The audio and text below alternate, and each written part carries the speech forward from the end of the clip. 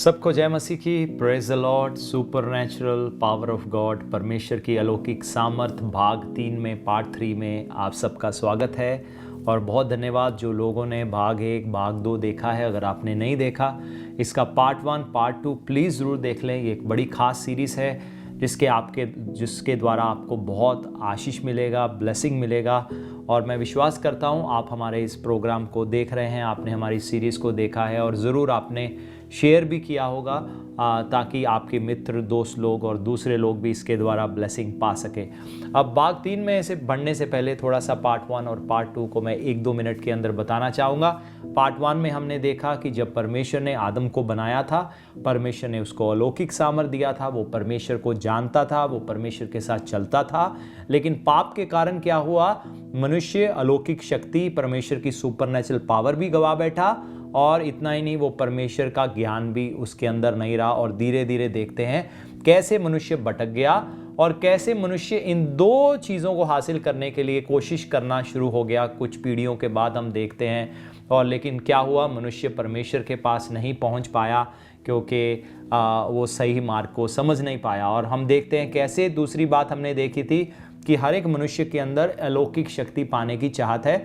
जैसे मैंने बताया कि जो लोग परमेश्वर को नहीं भी मानते, वो भी कई बार ऐसी मूवीज़ बनाते हैं जिसमें लोगों के पास सुपरनैचुरल पावर्स होती है। जैसे सुपरनैचुरल मूवी देख लो, या स्पाइडरमैन देख लो, या हल्क देख लो, या ऐसी बहुत सारी एवेंजर्स करके ऐसी मूवीज़ हैं जो हॉलीवुड में बनती हैं। और कुछ लोग प्रभु को मानते, कुछ नहीं मानते। जो नहीं मानते वो भी किसी ना किसी तरीके अलौकिक शक्ति को जाहिर करना चाहते हैं। और ऐसे लोग हैं जो अलौकिक शक्तियाँ पाना चाहते हैं, जो माइंड रीड करना चाहते हैं दूसरों का, या कुछ और करना चाहते हैं। ये कारण ये क्यों है, क्यों मनुष्य के अंदर ये चाहत है? सिंपली इसलिए है क्योंकि आदम के पास परमेश्वर की अलौकिक शक्ति थी। वो अकेला व्यक्ति कैसे पूरे अदन की वाटिका को संभालता था, पूरी तरह से शांति थी, उसके पास अधिकार था। एक अकेला मनुष्य कई कुछ संभाल पाया क्योंकि उसके पास परमेश्वर की सुपरनैचुरल पावर, अलौकिक शक्ति थी, जिसको बाद में मनुष्य गवा बैठा। दूसरे भाग में मैंने आपसे बात किया कैसे प्रभु यीशु मसीह का अभिषेक हुआ और पवित्र आत्मा उनके ऊपर उतरा और चिन्ह और चमत्कार उनकी सेवकाई में होना शुरू हो गए।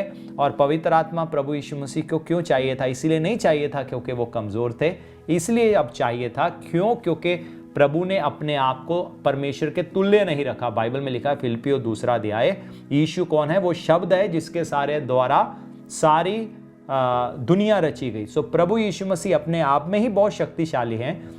लेकिन जब वो मनुष्य बने, उन्होंने अपनी सामर्थ को, अपनी शक्ति को और अपने रुतबे को त्याग कर वो मनुष्य बने, दास का रूप धारण किया, शून्य बने।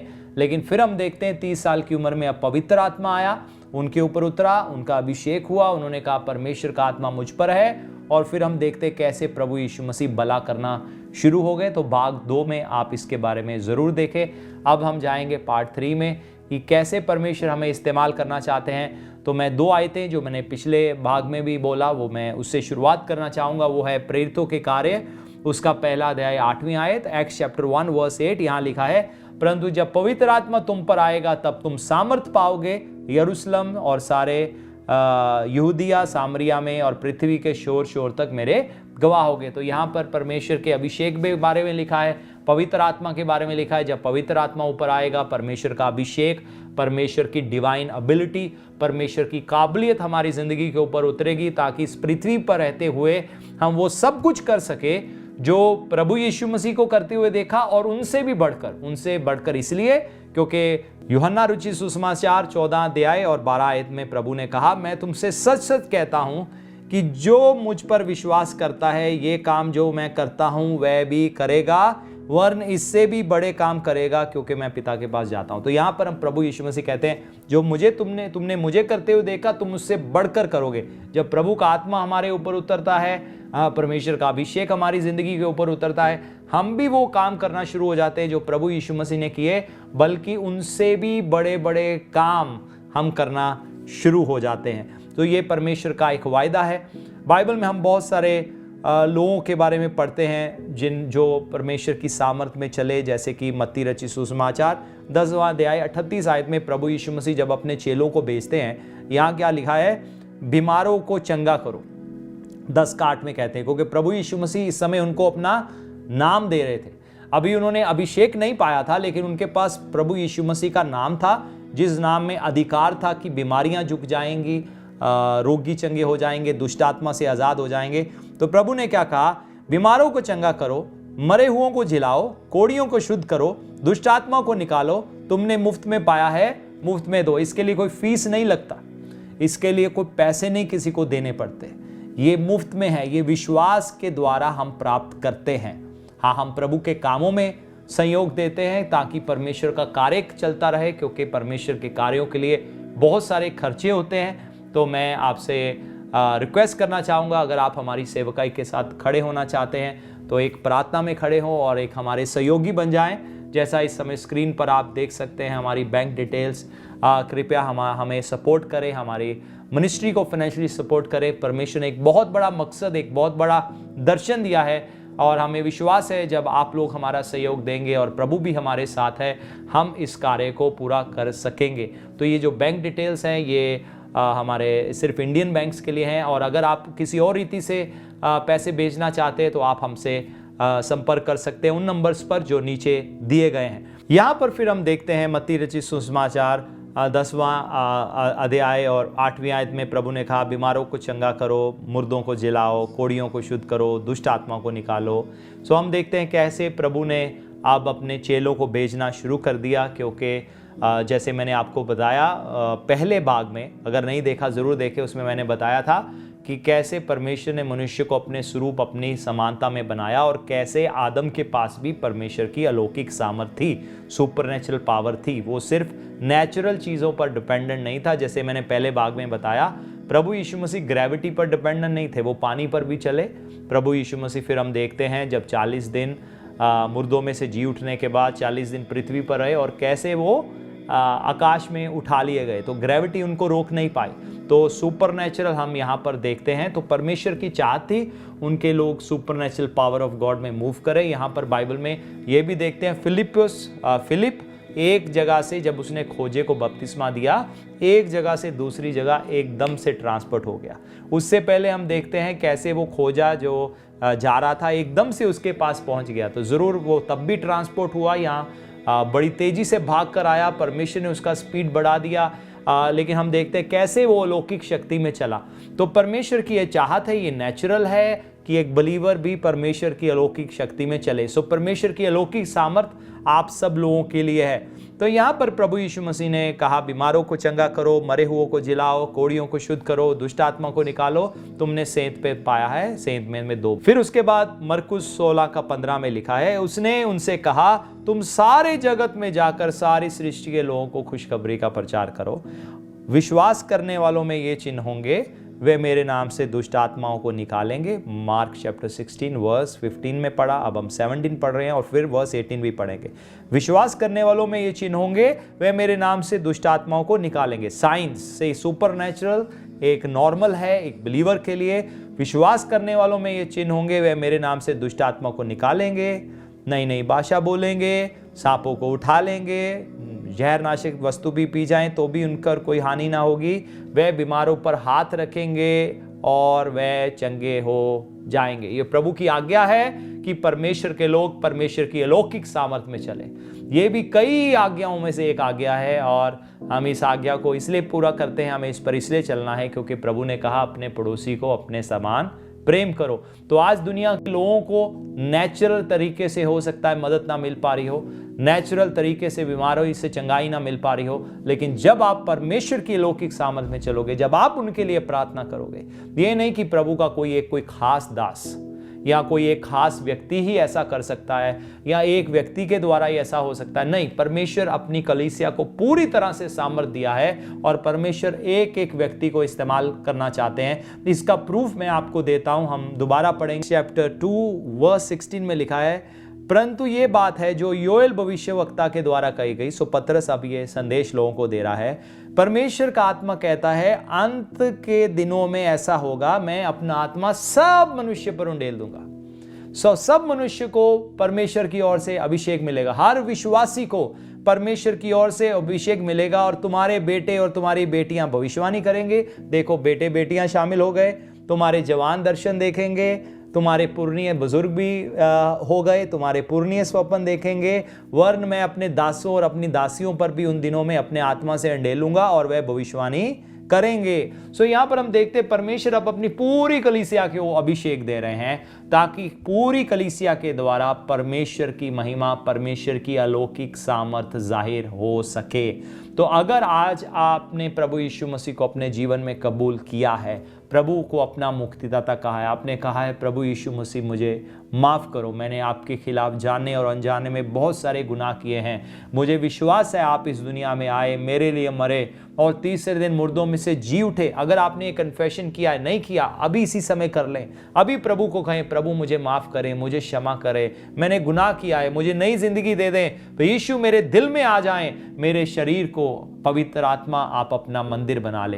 तो जब आप ये प्रार्थना करते हैं, आप नया जन्म पा लेते हैं, आपके गुनाह क्षमा हो जाते हैं। यीशु का लहू आपको पूरी तरह से आपके गुनाहों को माफ करता है, आपको गुनाहों से शुद्ध करता है। उसके बाद क्या होता है, परमेश्वर का आत्मा हमें अभिषेक देता है, ताकि हम परमेश्वर की दी हुई काबिलियत से, यानी कि अपनी शक्ति से नहीं, पवित्र आत्मा की शक्ति के द्वारा जिंदगी जी सके और वो अलौकिक कार्यों को भी अपनी जिंदगी के द्वारा पवित्र आत्मा को पूरे करते हुए देख सके। सो ये परमेश्वर की आज्ञा है, ये परमेश्वर की इच्छा है, ये परमेश्वर की चाहत है, क्योंकि परमेश्वर नहीं चाहते कोई भी नाश हो।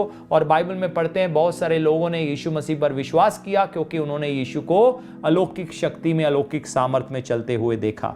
और चेलों के द्वारा भी बहुत सारे लोगों ने यीशु मसीह पर विश्वास किया। तो इसलिए अभिषेक कोई एक खास व्यक्ति के लिए नहीं है, सिर्फ 5 प्रकार की सेवकाई के लोगों के लिए नहीं है, लेकिन ये हर एक विश्वासी के लिए अभिषेक है। सो हर कोई परमेश्वर की शक्ति में चलना चाहिए, क्योंकि ये परमेश्वर की इच्छा है आपकी जिंदगियों के लिए, ये परमेश्वर की आज्ञा है आप लोगों के लिए कि आपको इसमें चलना है। तो वो यहाँ पर पतरस बताता है कि योएल भविष्यवक्ता की किताब में भी ऐसा लिखा हुआ है। तो मुझे लगा कि मैं आपको दिखा दूं कि ये सबके लिए है, ये कोई खास एक व्यक्ति या एक जन के लिए नहीं है। तो बाइबल में हम पुराने नियम में भी पढ़ते हैं, ऐसे लोग थे जिनको परमेश्वर ने अभिषेक दिया, जिसमें सैमसन है।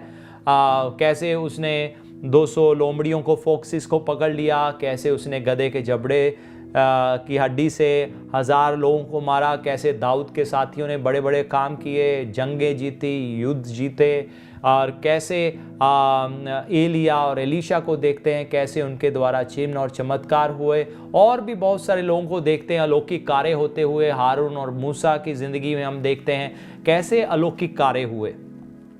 फिर हम देखते हैं पौलुस के जीवन में अलौकिक कार्य होते हुए। देखो, पौलुस बहुत एक ज्ञानी व्यक्ति था, तोरा की इसको बहुत समझ थी, पुराने नियम की और मूसा की किताबों की इसको बहुत ज़्यादा समझ थी। लेकिन ये सब कुछ नेचुरल रीति से पढ़ रहा था, एक स्वाभाविक तौर से पढ़ रहा था। लेकिन जब तक परमेश्वर ने उसकी आंखों को नहीं खोल दिया, तो पौलुस सौलुस कहलाता था। ये एक ऐसा व्यक्ति था जो मसीह की कलीसिया को पूरी तरह से ख़त्म करना चाहता था। और एक दिन दमिश्क नाम के नगर में जा रहा था, ताकि प्रभु यीशु मसीह के चेलों को मरवाए, पकड़े और जेलों में डाल दे। इससे पहले जो स्टीफनुस मारा गया था, उसमें भी इस व्यक्ति का हाथ था। लेकिन जब रास्ते में जा रहा था, एक तेज रोशनी चमकी और इसने पूछा तुम कौन हो। उसने कहा मैं यीशु हूँ जिसे तुम सताते हो। ये शारीरिक तौर से इसकी आंखें अंधी हो गई। और फिर हम देखते हैं कैसे परमेश्वर का दास उसके पास जाता है, उस जगह में जो सीधी सड़क कहलाती है, और वहाँ उस घर में जाता है, उसके लिए प्रार्थना करता है। वो शारीरिक आंखें खुल जाती हैं, लेकिन उसकी आत्मिक आंखें भी हम खुलते हुए देखते हैं। वो पहचान जाता है कि पुराने नियम में जिसका वर्णन किया गया वो यही यीशु था, जिसको लोगों ने मार डाला, क्रूस पर चढ़ा दिया, लेकिन वो जी उठा। लेकिन ये ज़रूरी था ताकि मनुष्य जाति उनकी इस कुर्बानी के द्वारा नई जिंदगी को पा सके और हमें मरना ना पड़े। जैसे यीशु ने कहा जो मुझ पर विश्वास करता है वो मरे भी तो भी जिएगा, ताकि हम लोगों को हमेशा की जिंदगी प्राप्त हो सके। तो यहाँ पर हम देखते हैं पौलुस का उस दिन प्रभु यीशु मसीह के साथ आमना सामना हुआ। तो हम बात कर रहे हैं हम कैसे परमेश्वर के अभिषेक में चल सकते हैं। एक पवित्र आत्मा के साथ आमना सामना, प्रभु यीशु मसीह के साथ आमना सामना, पवित्र आत्मा का स्पर्श जो हमारी ज़िंदगी में होना ज़रूरी है। और हम देखते हैं कैसे इसके बाद पौलुस चिन्ह और चमत्कार करना शुरू हो गया।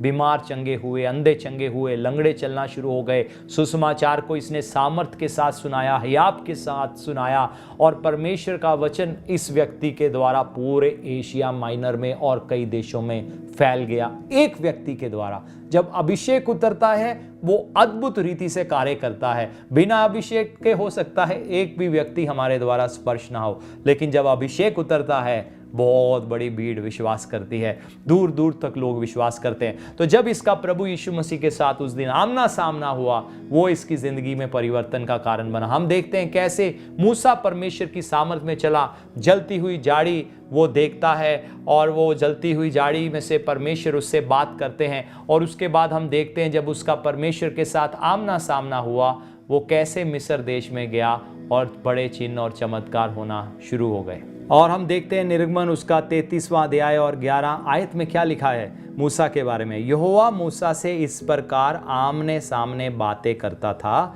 जिस प्रकार कोई अपने भाई से बातें करे। और मूसा तो छावनी में फिर आता था, पर यहोशू नाम एक जवान जो नून का पुत्र और मूसा का टहलुआ था, वह तंबू में से ना निकलता था। लेकिन हम पहले हिस्से पर देखेंगे क्या लिखा है।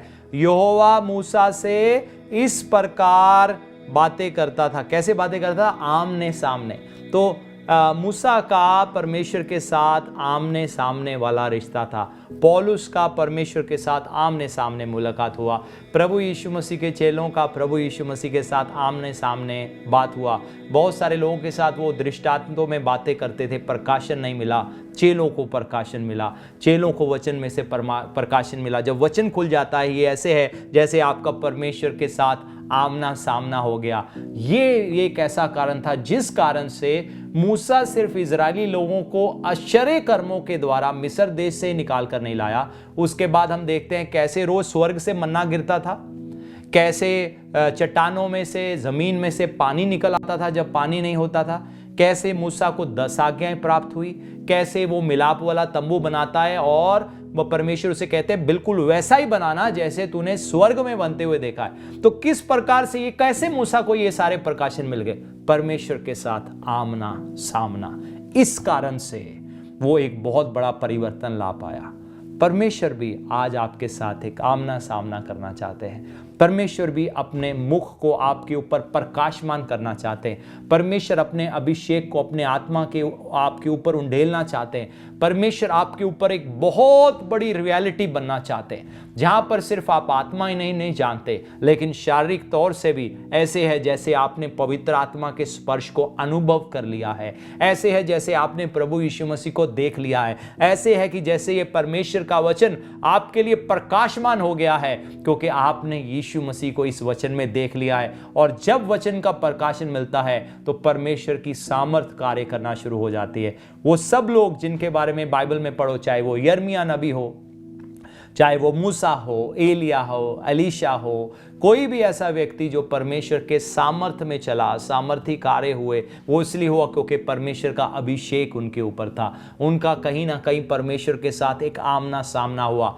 आज उसी प्रकार से मैं आपके लिए प्रार्थना करने जा रहा हूं कि परमेश्वर का आत्मा इसी समय आपको स्पर्श करे, इसी समय आपको स्पर्श करे। मैं ही नहीं, हमारे बहुत सारे लोग हमारी प्रार्थना टीम में है जो इस समय आपके लिए प्रार्थना कर रहे हैं, और आप अपना नाम लिख सकते हो। तो हम आपके लिए प्रार्थना करना चाहते हैं कि परमेश्वर का अभिषेक आपको छुए। इस समय आप पवित्र आत्मा को अनुभव करने पाओ, सिर्फ विश्वास से ही नहीं, लेकिन आप उसका एक रियल अनुभव करो। मैंने अपनी जिंदगी में कई बार मेरा परमेश्वर के साथ आमना सामना हुआ है। उस आमने सामने ने मेरी सोच को, मेरे विश्वास को, मेरे जीवन में कई चीजों को बहुत बढ़ाया है। तो वो आपके लिए अनुभव बहुत महत्वपूर्ण है, और परमेश्वर आपको वो अनुभव देना चाहते हैं। वो पवित्र आत्मा का अनुभव देना चाहते हैं, वो पवित्र आत्मा का स्पर्श देना चाहते हैं, वो आपकी आत्मिक आंखों को खोलना चाहते हैं ताकि आप इस वचन में उस शब्द को जो देदारी हुआ प्रभु यीशु मसीह को देख सको, और ये वचन का प्रकाशन आपकी जिंदगी में जाहिर हो। क्योंकि जब प्रकाशन मिल जाएगा आप उस सामर्थ्य में चलना शुरू हो जाओगे।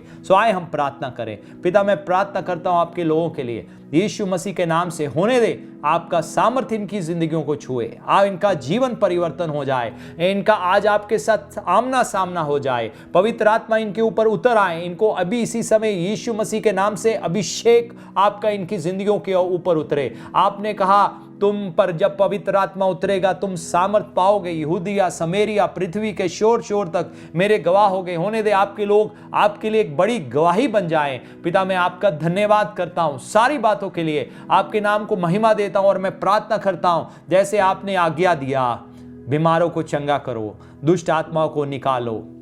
मैं आपकी आज्ञा के अनुसार यीशु मसीह के नाम से आपके लोगों की जिंदगी के ऊपर चंगाई बोलता हूं। इसी समय हीलिंग मिल जाए। जहां कहीं भी आपको रोग है, तकलीफ है, दर्द है, परेशानी है, अगर हाथ रख सकते हैं उस जगह में हाथ रखें, नहीं तो सर पर हाथ रखें। यीशु आपको चंगाई दे रहे हैं। अगर आपके परिवार के लोग आपके साथ हैं जो बीमार हैं, उनके सिर पर हाथ रखे, उनके यहाँ कंधों पे हाथ रखे, मैं प्रार्थना करें। आए हम मिलकर, आप भी प्रार्थना करें, मैं भी आपके साथ प्रार्थना कर रहा हूं। लेकिन याद रखें, प्रार्थना परमेश्वर से भीख मांगना नहीं है, हमारी ये प्रार्थना घोषणा करने की है, क्योंकि यीशु मसीह ने पहले ही कीमत भर दिया है। तो जिस चीज के लिए कीमत भर दिया है उसके लिए भीख नहीं मांगते, हम उसके लिए विनतियां नहीं करते, प्रभु प्लीज कर दो, लेकिन उन बातों की घोषणा करते हैं क्योंकि वो कार्य पहले ही क्रूस पर पूरा हो चुका है। सो आपकी चंगाई के लिए कीमत भर दिया गया है, आपके छुटकारों के लिए कीमत भर दिया गया है, आपको पापों से आजादी के लिए कीमत भर दिया गया है, आपके घर परिवार में शराब टूटने के लिए भी कीमत भर दिया गया है। इसलिए आए हम प्रार्थना करें यीशु मसीह के नाम से,